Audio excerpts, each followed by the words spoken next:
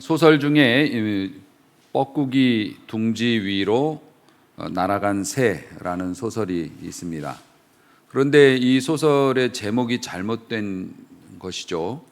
왜냐하면 뻐꾸기는 둥지를 만들지 않습니다. 그 둥지라고 하는 것의 목적은, 새들이 둥지를 짓는 유일한 목적은 알을 낳아가지고 그거를 부화시키기 위한 목적이고, 잠은 아무 데서나 자죠. 뭐 둥지나 어디 나뭇가지나. 그런데 뻐꾸기는 탕란이라고 하는 것을 합니다. 알을 맡기는 거죠.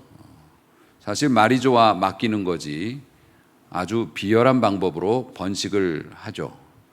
그래서 산에 가서 뻐꾹뻐꾹 소리 나면 욕을 하셔도 될 것 같은데, 개들은 왜 그러고 사는지 잘 모르겠습니다. 일단 뻐꾸기만 그런 건 아니고 탕란을 하는 몇 종류의 새들이 있습니다만은요, 자기보다 작은 새들 둥지에다가도 알을 낳고 그럽니다. 이 뻐꾸기가 탕란을 하는 그 다양한 전략이 있는데, 이거를 한번 말씀을 먼저 드릴게요. 예배 시간에 웬 새 얘기냐만 생각 마시고, 제가 설교한 내용들이 유튜브에 녹화가 돼서 업로드가 되고, 그거를 제가 보기는 합니다. 제 설교니까. 근데 다는 못 봐요, 지루해서. 왜 이렇게 한 얘기 또 하고 한 얘기 또 하고 그러는지 몰라. 그래서 좀 간결하게 해보려고 노력을 하는데 그게 참 쉽지는 않더라고요. 오늘은 뻐꾸기 얘기 좀 하겠습니다. 이게 이제 조류학자들이 면밀하게 연구한 그 바에 의하면, 자기가 어느 둥지에다가 알을 몰래 맡길 건지를 탐사를 한대요. 그래서 이 새가 언제 나가는지, 또 뭐 이런 것들을, 알이 몇 개 있는지, 알이 적게 있는 둥지일수록 더 선호한다고 합니다. 그래서 몇 날 며칠을 빙빙 돌면서 보다가 한 군데 타켓으로 정하면 거기에다가 먹이 활동을 하러 어미새가 날아간 사이에 와갖고 이거를 작업을 하는 거예요. 알을 낳는 거예요. 알 낳고 도망가는데 10초 정도면 된답니다. 예. 그러니까 되게 놀라운 일이죠. 그리고 뻐꾸기가 다 큰 새들은 한 30cm 정도 크기가 된다고 해요. 그런데 오목눈이나 뱁새가 아니라 오목눈이나 뭐 요런 그 새들은 크기가 한 10cm 정도밖에 안 돼요. 그런데 알을 낳아 놓으면 알 크기가 2.2cm로 똑같아. 알 색깔도 비슷하고 점박이 있는 것도, 메추리알처럼 점박이 있는 것도 똑같아. 신기한 일이죠. 그 큰 새가 나중에 이게 이제 뻐꾸기가 부활이 아니고 부화해가지고 어느 정도 크면 길렀던 보모의 6배까지 성장한다고 하니까, 그런데도 알 크기는 똑같아요. 빈틈을 노리고 있는데 빈틈이 안 보인다. 심지어 천적인 새 매의 소리를 낸대요, 뻐꾸기가. 그러면 놀래가지고서 알 품다가 도망가면 그 사이에 와서 그런 짓을 하는 거고요. 놀라운 거는 개수를 맞춘답니다. 3개 있는데 하나 낳으면 4개 되잖아요. 그러니까 하나를 뺀대요. 또 빼고 간다고. 이건 저의 상상력이 아니라 학자들의 연구 결과입니다. 뻐꾸기의 탕란에 관한 전략. 하나를 빼고 갑니다. 그리고 심지어는 더 영악한 것은 둥지 바로 옆에 모서리에다가 알을 낳고 가는 경우도 있대요. 그러면 어미가 와서 하나는 빼고, 그러면 이게 왜 여기 나와 있지? 그러면서 얼른 와서, 그러면서 더 애착을 갖는다는 거예요. 잃어버릴 뻔한 알이니까. 뻐꾸기 우습게 보면 안 돼요. 그 알을 낳아놓으면 뭐 여러분들 대충 아시겠습니다만은, 기존에 있는 이제 주인이 원래 낳았던, 뭐 오목눈이라고 하죠. 오목눈이가 낳은 알은 14일 만에 부화가 되는데, 뻐꾸기가 낳은 알은 그보다 먼저 10일에서 11일, 이면 부하가 먼저 깨어나는 거죠. 먼저 깨어나서 여러분 TV에서 아마 그런 거는 보셨을 거예요. 눈도 못 뜨고 털도 없이 그냥 그 새가 어깨 등짐을 해가지고서 다른 알들을 밀어내는 거죠. 적들을 죽이는 겁니다. 깨어난 새끼든지 아니면 알이든지 자기가 아닌 모든 것들은 둥지 밖으로 어떻게든지 밀어서 어깨로 밀어가지고 영차 해갖고 다 떨어뜨리고 자기만 남죠. 자기만 남습니다.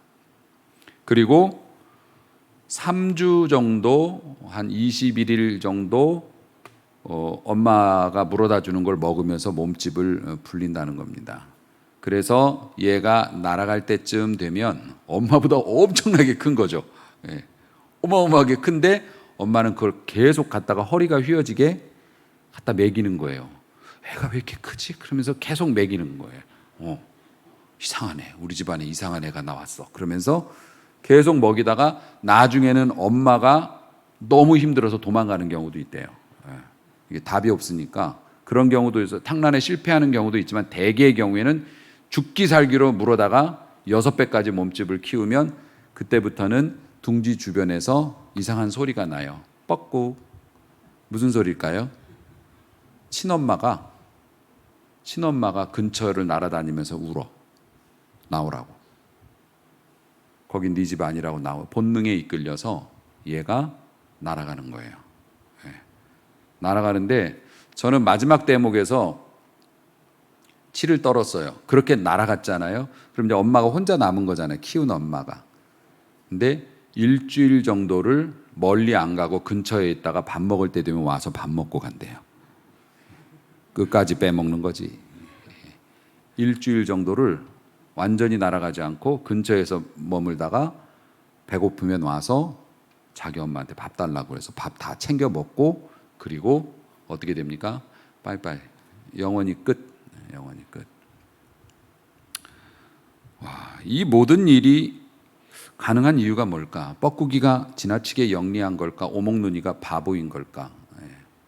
그거는 뭐 제가 어떻게 판단할 일은 아니겠습니다만은 저는 지난 일주일 내내 이 탕란이라고 하는 것이 갑자기 머릿속에 떠올라가지고 일주일 내내 그 생각을 했어요. 그 생각을.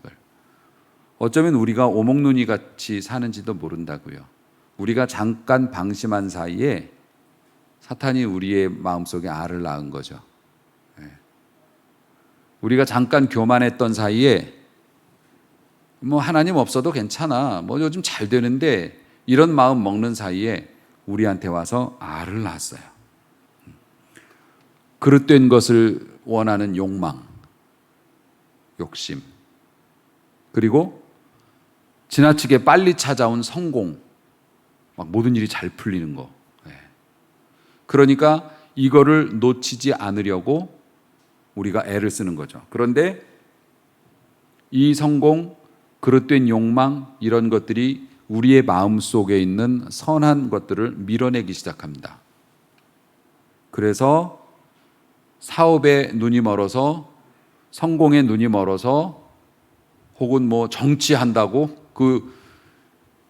그런 자리에 올라가고 싶은 마음에 가족이 무너져 가는 것도 모르고 자식이 그릇된 길로 가는 것도 별로 중요하지 않고 자기 일에만 몰입해서 주변의 건강을 잃어버리는 것도 모르고 하나님 앞에 봉사하는 거 못하는 것도 모르고 영적으로 문제 생긴지도 모르고 그러니까 사탄이 우리가 방심한 틈에 교만한 틈에 세상적인 것들을 하나 넣어놓으면 이놈이 성장하면서 내 삶의 인생에 진짜 소중하고 끝까지 가지고 가야 하는 것들을 밀어낸다는 거죠.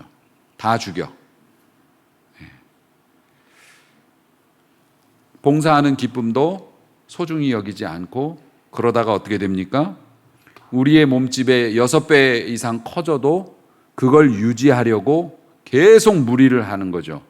그러다 언젠가는 가정도 무너지고 건강도 잃어버리고 모든 것이 다 날아갔는데 그 다음엔 어떻게 돼요? 빠이빠이. 미련 없이 그것은 우리를 떠나버리죠. 사단이 우리의 마음속에 영적인 탕란을 할 수 있다라는 그런 그 생각이 저의 마음을 일주일 동안 사로잡았던 것 같아요. 우리에게 남아 있는 건 후회, 다 망가진 삶.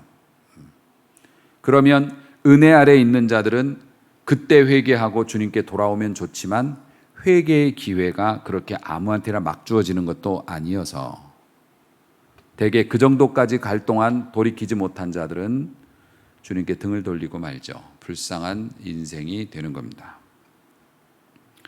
사람이 죽으면 제일 먼저 찾아오는 게 파리입니다. 파리가 와서 알을 낳습니다. 죽은 사람의 몸에. 귀신같이 알고 제일 먼저 찾아오는 게 그런 날벌레들이라고 해요. 그리고 요즘같이 무더운 날은 3일이면 벌레를 볼 수 있습니다. 사람의 시신에서 3일이면 벌레 볼 수 있습니다. 그런데 만약에 우리가 살아있는데 이렇게 활동하는데 우리한테 파리가 날아와서 알을 낳을 수 있을까요? 파리는 목숨 부지할 수 없을 겁니다. 알 낳으려고 꿈도 안 꿉니다. 잡히면 죽는 거죠. 어디 감히 매일 청결하게 관리하고 매일 거울 들여다보고 눈앞에 어른거리면 파리채도 요즘엔 전자식으로 잡잖아요. 불태워 죽이리라. 이런 걸로 덤비는데 파리가 어떻게 감히 산 사람한테 와서 알을 낳겠습니까? 영적으로 깨어있는 것이 이만큼 중요합니다. 우리가 깨어있으면 굳이 싸우지 않아도 사단이 접근하지 않을 겁니다. 귀신아 물러가라 할 필요도 없습니다. 오지도 않습니다. 하지만 우리가 잠들어 있거나 우리가 깨어있지 못하다면, 우리의 영혼이 심지어 죽었다면 사단은 거룩한 그리스도인이었던 우리에게 온갖 짓을 해댈 겁니다. 그리고 사단의 놀이터가 되겠죠. 그렇기 때문에 영적으로 깨어 있어야 하고, 우리가 세상을 살아가는데 많은 지식과 지혜가 필요하지만 참된 지혜를 가져야 한다. 생활 속의 성경 야고보서가 우리의 삶 속의 믿음에 관해서 강조하고 있는 야고보 사도가 오늘도 세상의 비밀, 세상의 지혜, 세상의 비밀, 그러니까 세상의 지혜라는 게 세상의 비밀인 거예요. 돈 버는 비밀, 남들은 모르고 나만 아는. 문제를 풀기 전까지는 그 문제가 비밀이지 않습니까? 그래서 세상의 지혜는 세상의 비밀을 풀어요. 하나님의 지혜는 하늘의 비밀을 풀어요. 너희들이 세상의 지혜에 몰입하지 말고 세상이 어렵고 힘들수록 하나님의 지혜에 너희들이 더욱더 가까이 나아가는 백성이 되기를 원한다. 이유는 파리가 알 낳으면 안 되니까, 사단이 우리 마음속에 알 까면 안 되니까, 그러면 우리의 운명은 너무 불쌍하게 될 것이니까. 오늘도 야고보 사도의 이 말씀을 통해서 여러분의 마음에 큰 은혜가 있길 주의 이름으로 축복합니다. 오늘 본문은 보니까 지혜와 총명이 있는 자가 누구냐? 그 얘기는 뭐냐면 나와봐라 이겁니다. 누가 지혜가 있다 하고 누가 총명이 있다고 말하느냐? 지혜와 총명이 있는 자를 직역하면 지식으로 옷 입은 자입니다. 지혜와 총명이 있는 자라는 것은 이 옷처럼 눈에 보이게, 옷이 눈에 보이는 거지 않습니까? 눈에 보이게 그걸 입은 자라는 거예요. 너희가 그렇게 좋은 옷을 입었다면 한번 나와봐라. 그 옷이 진짜인지 가짜인지 내가 보리라. 이렇게 말씀을 하는 거예요. 그러면서 야고보 사도가 이야기하는 겁니까? 이야기를 이렇게 합니다. 하나님의 지식으로 옷을 입은 사람들은 어떤 모습으로 사는지, 그러니까 너희들이 지혜 있다고 말한다면 너희의 삶으로 그 지혜를 입증해 봐라 라고 말씀을 하고 있는 거예요. 13절 말씀이 그렇습니다. 너희가 지혜와 총명이 있으면 선행으로 말미암아 지혜의 온유함으로 그 행함을 보일지니라. 너희들의 삶이 어떤지, 그 너희들의 삶의 모습이 너희들이 세상 지혜를 가지고 있는지 하나님의 지혜를 가지고 있는지 판단해 줄 거니까 나와봐라. 한번 대보자. 이렇게 이야기하고 있는 거예요. 하나님의 지혜는 어떻습니까? 거룩합니다. 또 선합니다. 긍휼이 있고 화평으로 충만한 것이 하늘의 지혜입니다. 너희들의 삶이 그렇다면 너희들의 삶의 모습을 네 스스로 말고 주변 사람들이 너를 그렇게 평가해 준다면 너는 하늘의 지혜와 총명이 있는 자라고 인정받을 수 있을 것이다. 그런데 여러분, 하늘의 지혜라 그러면 어렵잖아요. 하늘의 지혜를 갖게 하소서. 어떤 게 하늘의 지혜일까? 우리는 지혜라고 말하고 지식이라고 말하면 이걸 같은 의미로 쓰니까 뭔가 남들이 모르는 신기한 영적인 원리를 좀 알아야 되고 어떤 체험 같은 것들이 하늘의 지혜가 아닐까, 지식이 아닐까 막 이런 것들을 해서 어쨌든 신기하고 새롭고 이런 영적인 경험을 하기 원해서 성경 공부도 특별하게 가르친다고 하면 막 그런 데 몰려가고 그러잖아요. 착한 분들이죠. 말씀에 관심이 있으니까. 그런데 가보면 새하늘과 새 땅이요. 신천지. 뭐 이상한 뭐 다락에서 공부해. 다락방 뭐 이런 거. 좋은 건 다 갖다 써. 하나님의 교회. 그런데 이단이에요. 그러니까 새로운 지식, 우리 목사님이 가르치는 거 아니면 기존의 목사님들에게 듣지 못했던 새로운 것들을 막 배우는 것들이 영적인 지혜와 지식이 있는 걸까? 아니면 경험하지 못했던 입신, 방언, 뭐 기적의 은사 막 이런 걸까? 그러니까 어쨌든 그런 최고 정점에 있는 것들을 접촉하기 위해서 우리가 막 애써 돌아다니지만 하나님의 지혜는 오늘 야고보 사도가 한마디로 정의를 한 걸 보면은 하나님의 지혜는 다른 게 아니에요. 특별한 게 아니에요. 예수님을 닮으면 하나님의 지혜예요. 왜냐하면 예수님이 하나님의 지혜이시기 때문에 그래요. 그냥 완전히 축약해서 얘기하면 그런 내용입니다. 너희들이 예수를 닮아가는 삶을, 예수님과 같은 삶을 산다면 하늘의 지혜와 총명이 있는 자가 될 것이다. 왜냐하면 주님은 어떤 분이셨는가? 주님은 하늘의 지혜로 언급되어진 그러한 모든 것들을 갖추고 계셨거든요. 그 하늘의 지혜는 뭐냐면 17절에 보면 성결하죠. 깨끗한 삶, 화평, 사이좋게 지내는 거, 평화롭게 사는 거, 관용, 봐주는 거, 너그럽게 이해해 주는 거, 양순, 긍휼, 선한 열매, 이게 다 뭡니까? 부드러운 삶입니다. 부드러운 삶. 누가 나를 운전하는데 끼워주지 않았다고 쫓아가서 길을 막고 욕설을 퍼붓는 그리스도인이라면 하늘의 지혜를 가졌다고 말하기는 어려울 것 같아요. 그분이 장로님이나 목사님이라고 해도. 저희 선배 목사님이 그런 간증하셨어요. 그때 그 밥 먹고 돈 안 내고 나왔다는 목사님. 식당에서 혼자 식사하고 돈을 안 내고 그냥 나왔대요. 왜냐고? 성도님들이 계속 사줬기 때문에 돈 내는 게 이게 습관이 안 돼가지고 그냥 그래서 크게 회개했다던 그 목사님이 참 별거 다 했어. 부교역자 시절에 큰 교회 부교역자였는데 오다가 어떤 차하고 신경전이 붙었어요. 그럼 서로 막 이러다가 같은 교회로 들어온겨. 주일날 같은 교회 성도였어. 교회가 크니까 이제 몰랐죠. 또 차에 타고 있으니까 눈앞이 하얘지더래요. 같이 교회로 들어오는데. 사실 그렇다면 뭐 일시적으로라도 하늘의 지혜에서는 벗어난 상태인 것 같아요. 내가 가면 계속 어디 가면서 계속 이상하게 사람들이 나한테 시비를 건다고 생각 마시고 혹시 내가 그 사람들에게 너무 날카롭게 굴거나 도전적으로 굴지는 않았는지 이상하게 싸움이 많다, 다툼이 많다. 예수님은 단호하셨습니다. 바리새인들과는 싸움도 마다하지 않으셨지만은 대체적으로 예수님은 부드러우셨습니다. 관용하셨습니다. 가늠하다 현장에서 잡힌 여인을 보면서도 당연히 돌로 내리칠 수 있는 상황이었지만 죄가 없는 자, 일단 인간은 너희를 심판할 권리가 없고 해서 쫓아내시고 그 다음에 예수님이 이렇게 말씀하셔서 나도 너를 정죄하지 않겠다. 부탁이 있는데 다음에는 안 그랬으면 좋겠다. 그러면서 그를 놓아주셨습니다. 사람들은 어떻게 그런 짓을 할 수가 있어? 이러면서 막 분노하지만 예수님의 시선으로 보면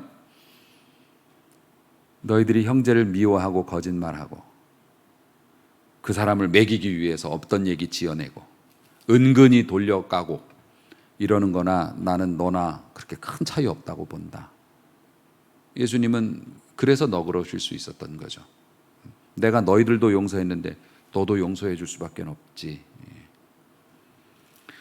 사랑하는 성도 여러분, 그래서 야고보 사도가 선행으로 말미암아 지혜의 온유함으로 그 행함을 보여라, 증명하라라고 이야기합니다. 증명하라, 한번 보여봐, 그렇게 살아야 돼라고 야고보 사도가 계속 강조하는 이유가 뭡니까? 너희가 선한 사람인지 나쁜 사람인지 내가 좀 보게라는 뜻이 아니죠.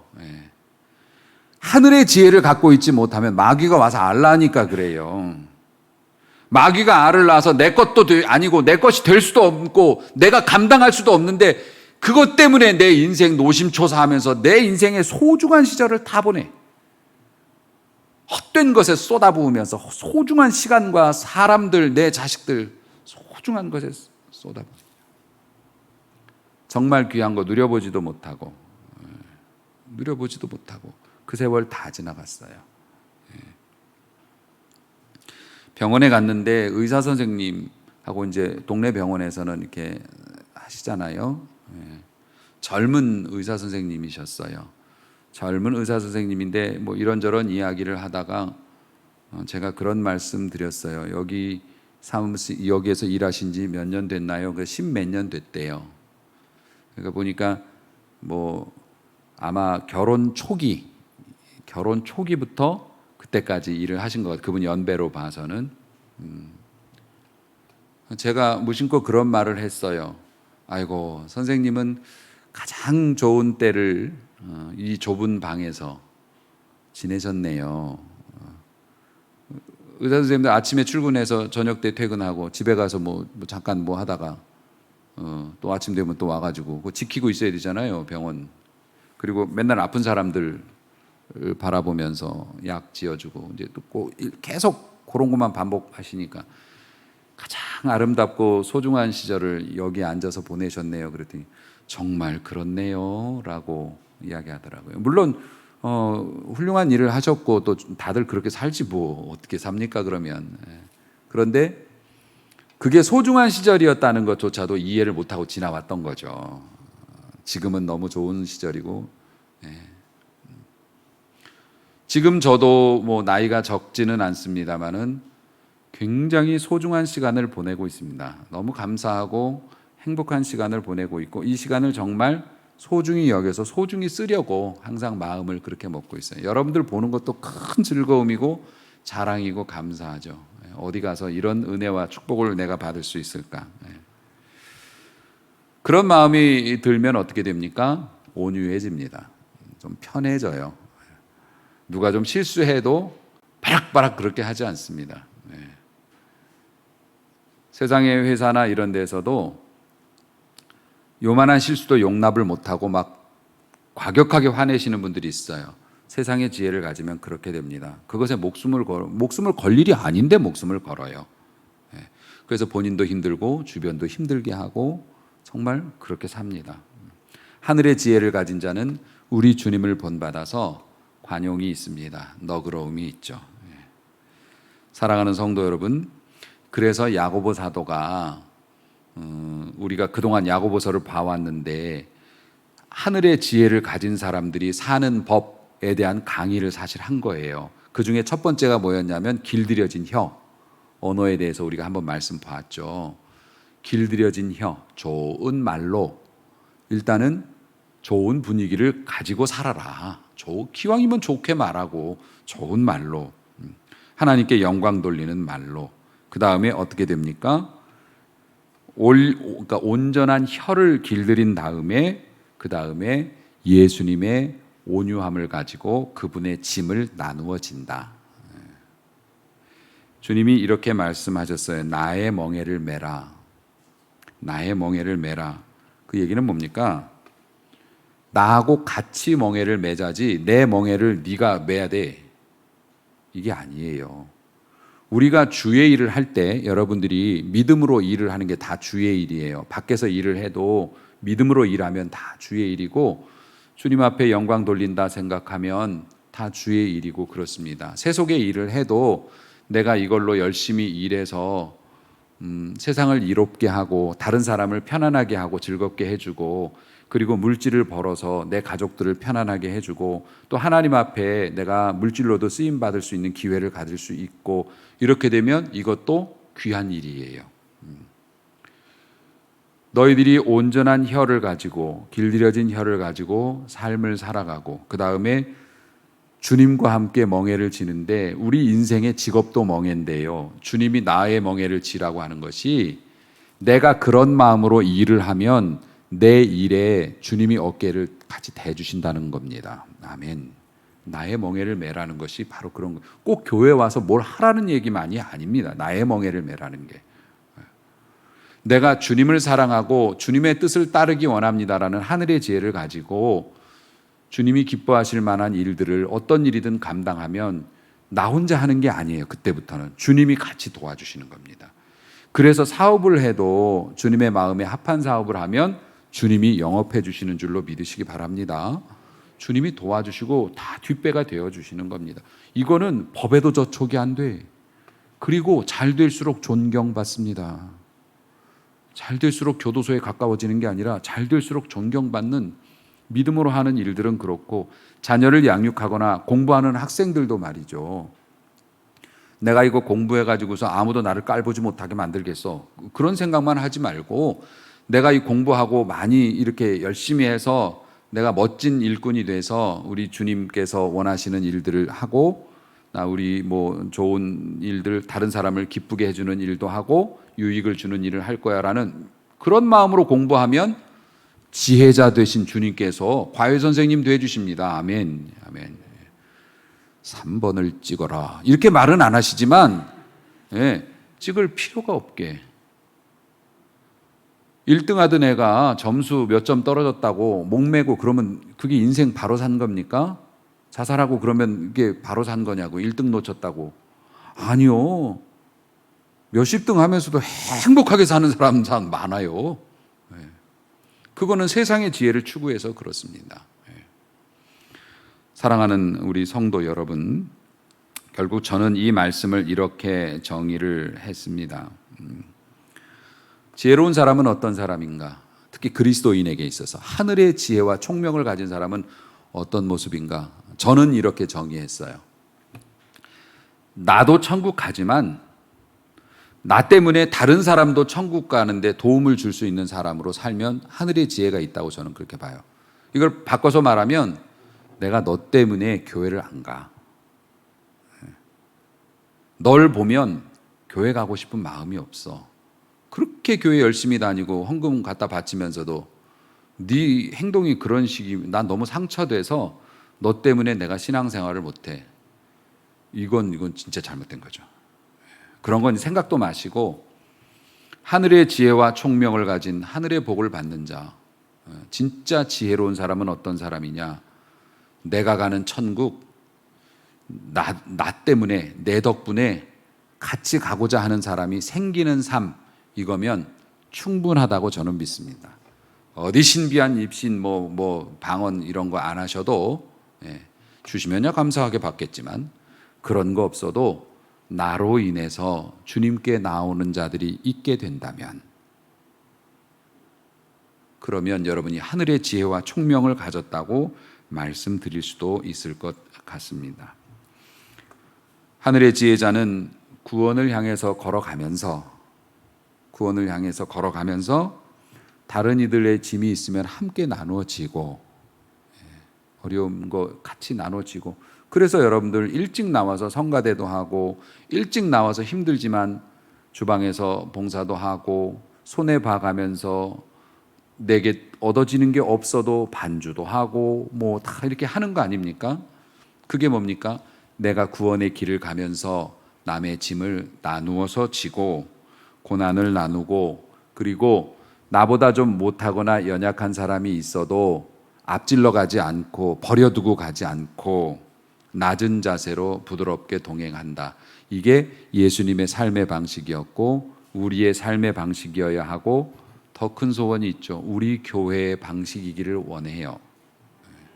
효율이 좀 떨어져도 좀 눈에 거슬려도 좋은 마음으로 품고 가. 목사님만 품어서 되는 게 아니라 성도님들도 관용하고 이해해. 근데 사실은 성도님들은 이해하는데 목사님이 이해 못하는 경우가 많긴 해.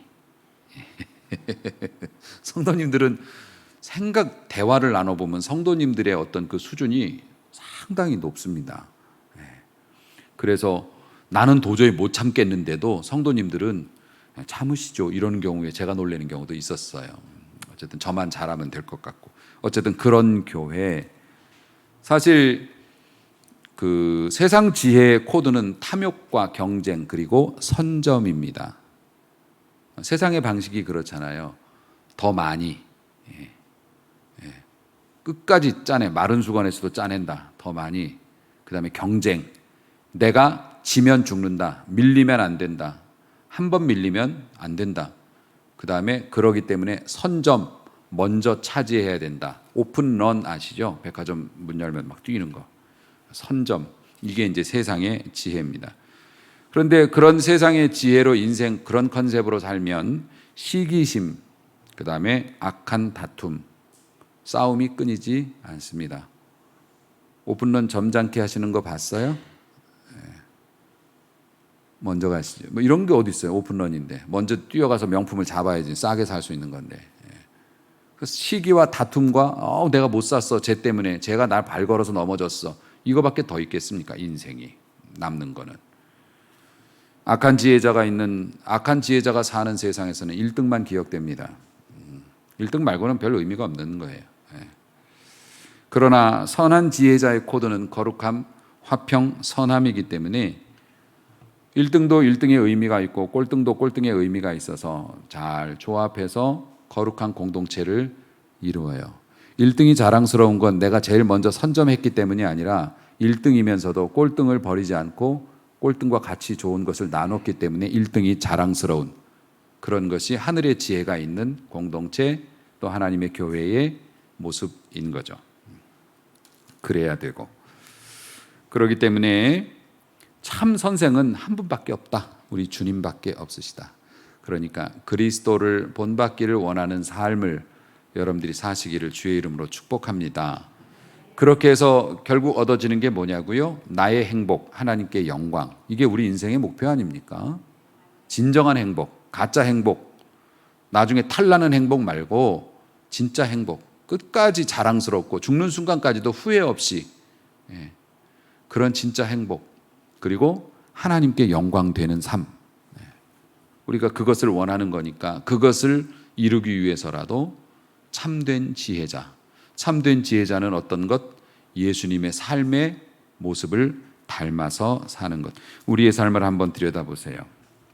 급한 발걸음 좀 멈추고 여러분의 울타리, 여러분의 둥지 안에 마귀가 낳아놓은 알은 없는지 한번 잘 살펴볼 필요가 있어요. 이거 마귀가 낳아놓은 알 같아. 이런 게 없는지. 우리는 무엇 때문에 노심초사합니까? 무엇 때문에 잠 못 이루고 분을 삭히지 못합니까? 뭘 그렇게 그리워합니까? 갖지 못한 명품 때문에 마음이 상한 겁니까? 아니면 그리스도를 본받지 못했던 나의 부족한 모습 때문에 속상한 겁니까? 우리가 무엇 때문에 속상한지를 한번 살펴보자고요.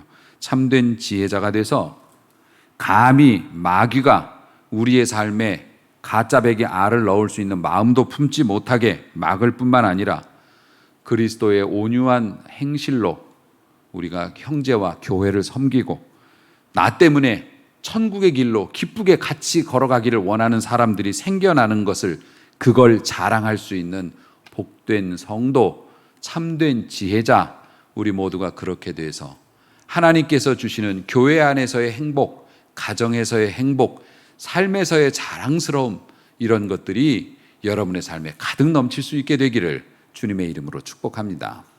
기도하시겠습니다.